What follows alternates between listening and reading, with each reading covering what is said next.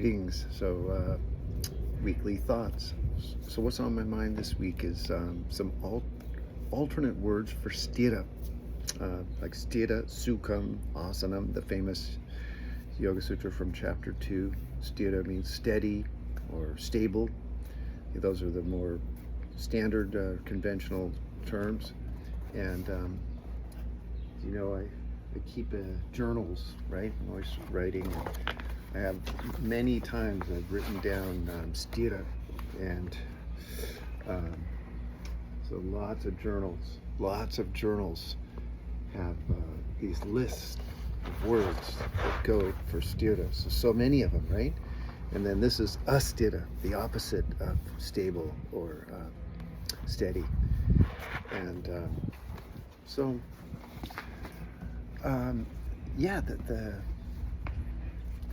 one word that I find very interesting and worth exploring and rarely thought of in the context of steadiness in an asana or stability, right? And is relentless. This is one of the definitions of sthira. And I love this word because, see, what tends to happen is either we don't think about the foundation, because to me, stability, steadiness, this has everything to do with your foundation of your pose. And I have that asana principle, foundation first. And this is your connection to the ground, okay? And in your pose, right? And that's your connection to the ground. You establish it through grounding your arms and legs. And so this is every pose. The foundation first is your legs and arms. How are they going to support? How are they going to connect you to the earth? And how are they going to support your pelvis, torso, head, your danda? And so there's the asana context of sthira, and then there's a more symbolic or farther reaching context, that sort of microcosm of sthira inside the body in an asana, and then a macrocosm of sthira that's about steadiness in your life, right? Steadiness as a person, steadiness in your consciousness, and how you conduct yourself all day long. And it's a beautiful statement that they say the macrocosm is a accurate reflection. The microcosm is an accurate reflection of the macrocosm, right? So that what happens inside your body is a reflection of how you're operating in the greater sense of your life, which is so important, because this is why practice is effective, is because it gives you this, you work on your own little body, and then that transfers out into the greater spheres of your life.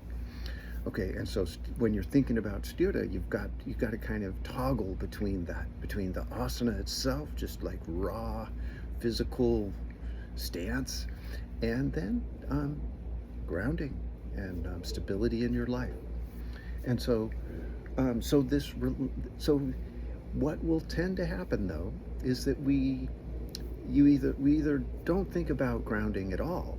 Just our mind is on something else in the asana, right? And or if we do think about grounding, it's a kind of once and done thing. It's like, okay, I planted my legs, I lengthened them, and now I'm on to something more important, whatever it might be, binding or trying to complete that asana, or breathing, or focus, or the consciousness, or inner peace, right? These things, and this is why I love the word relentless, and a parallel word to it is unceasing, so that there's a certain that a grounding is a very present moment, present tense, verb-like thing. Okay, it's a living thing to be to the foundation of your pose, right? And so it doesn't end, and there's a certain relentlessness to your pursuit of grounding and stability, and like this constant kind of renewing of stamping the earth, or lengthening the legs, or strengthening the legs, or right. And so yeah, and so, and also you can, there's other words for sthira, like trustworthy. I love that. Certain. And those, there's a relentless quality to that too, that there, you're kind of constantly pursuing certainty, right? Or constantly sort of working with doubt and uncertainty. So that asthira is changeable, not steady, not trustworthy, fickle, right? And not deserving confidence. Okay, and so you're trying to make your pose and your person deserving of confidence, and you're trying to go from doubt and wavering to certainty and unwavering. And this is kind of an ongoing pursuit, right? That it's so easy to flip over into doubt, and or to uncertainty, or becoming unsteady, and right there in your pose in the moment, but also out in your life. Like, it's amazing how much maintenance, or how much kind of constant vigilance it takes to stay grounded, basically in a pose, or in all the different spheres of your life where you want to be trustworthy, you want to be steady, and so anyway, try it out. Think about it. That sthira means relentlessness, like, you know, and where are you applying that? What are you relentless about? And partly you're relentless about staying connected to the ground beneath you. Relentless about being trustworthy. And relentless about being stable and steadfast, and using your arms and legs skillfully